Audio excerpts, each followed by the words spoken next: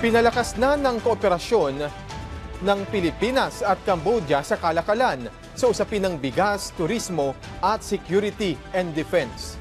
Yan ang isinulong ni House Speaker Martin Romualdez sa kanilang naging pulong ni Cambodian Prime Minister Hun Manet. Kahapon, mainit na sinalubong ng Cambodian leader ang House Speaker sa kanilang bilateral meeting na bahagi ng two-day official visit ni Romualdez sa Cambodia.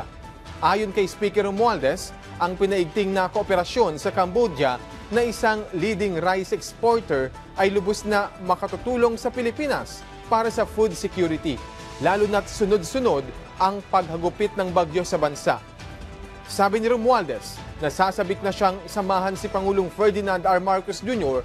sa pagsalubong sa Cambodian Prime Minister kapag bumisita naman ito sa bansa sa Pebrero, na inaasahang maghahatid din ng mga bagong oportunidad sa Pilipinas.